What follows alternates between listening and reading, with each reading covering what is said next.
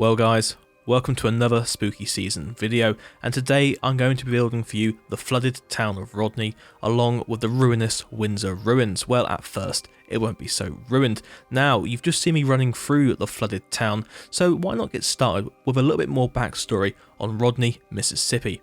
So, 4,000 people used to live here, now it's just a ghost town. I have been waiting to say that for quite a while, hopefully you understand the reference. But anyway, it is a real life place in Mississippi, and it used to be a flourishing riverside port town.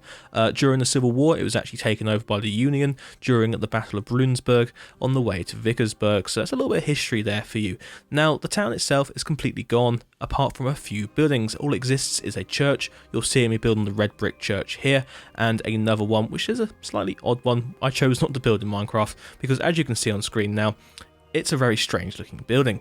But yes, so the red building you're seeing me building now was actually built in 1834 and is described as probably one of the best examples of the federal style of architecture here in Mississippi. And what is an interesting little feature that I've also included in the build is during that Civil War battle, one of the gunships on the river actually fired a cannonball that got lodged in the front of the church, and it's still there today, and I added it on the front there with a button. So we're going to move on now from the church across the road to a very weird looking ramshackled shack. Now this was the Masonic Lodge, built in 1890, and like the church, it still exists to this day in the real town. Somehow this rotten wooden building is still sitting there rotting and in water. But yes, so for us here, it is sitting in the swamp where the river has come in, moved during its time, because in real life, as it did on the game here, the Mississippi just likes to move. So this whole town is now actually underwater permanently, apart from the stuff you've seen on the hills. So with that little lodge built, it's going to move on to a few other little buildings along this road here. So starting off of this red brick building, this is just a small little shop built again around about 1890, 1880. It's just a little building that sits here on the main road. Next door to it used to be another wooden shack, but as you can see, it's completely crumbled and rotted as well. So we're going to move along the street slightly more now to a larger, prominent building. This was built for a merchant who used to sell wares down at the docks, and he wanted to have a nice sort of feature house on the main road here, so he built himself a sort of colonial Italianate style building with this nice veranda at the front, and I based this on the McRevan house in Vicksburg, probably one of the most haunted houses in Mississippi if the website is to be believed. But yes, it's quite an interesting one. I did post this on social media recently as well, so if you guys would like a tutorial on this one, let me know in the comments below. We may start doing tutorials again. So anyway, with that house built, it's now time to turn our attention to these brick pillars over here and this road that carries on up the hill towards the main feature piece of this time lapse. So the Windsor Mansion, the Windsor Plantation House, or even the Windsor Ruins as it's better known today, was a large antebellum Greek revival house that actually was classed as the grandest house in Mississippi at one point. Was built originally in 1863 and burnt down in 1890, so it didn't exist very long. But during its period of existing, it was taken over in the Civil War by the Union troops, who also came into Rodney further down the road. And for me, I actually discovered this place on Google Maps. I don't remember exactly how I was over in this part of the world looking at random buildings next to the Mississippi River, but what struck me was the fact that all it exists today is just the 23 columns that expanded around the building to form the veranda. So let's talk about the building slightly then. The building itself is a large cube of brick surrounded by a veranda that is built from brick-based columns. Now in the game here, I wanted to go for building them out of cast iron, and you'll see why later on when we get to ruining the place. The rest of the building is then covered around by this big old cornice which hides the roof that extends further out across the building. The whole thing is a strange looking affair, and there actually is another section behind the square cube, which is the area where the kitchen and the dining room is, and then the veranda continues around the back there as well. And you can see why I really wanted to build this place. It's magnificent, it is huge, and also it was up for debate on exactly what it looked like for decades. It wasn't until the 1990s that apparently someone found a sketch from when the soldiers had taken over this place in the 1860s that they discovered what the building looked like, because There was no photographs of it, and there was no plans of it either. Now, I went for an artistic impression of what the place looked like at some point. So the building I've built is not the same as the building they found in the sketches. I liked this version much more, and the colours you can see on screen of what I try to match here in game. And yeah, and with the building, the main feature piece of it is this lovely cupola on top. Now, in the Greek Revival in America, they tend to have flat roofs on cupolas, and the original sketch here didn't. It had a pointed roof that kind of went to a conical shape, but for me, I wanted to leave it nice and flat. So that is the house completely finished. Now, you're probably wondering, was this title clickbait? Of course it wasn't. It's now time to ruin this plantation house.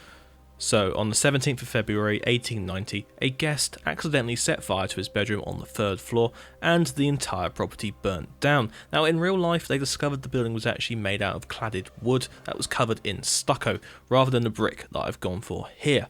And brick does burn, and it can collapse on itself. So what I wanted to do was show that the foundations were still here in the basement, and also go round and add in the columns. Now, I mentioned how I wanted these columns to be made out of cast iron, and the reason for that is because I wanted these blackened towers to stand around the site.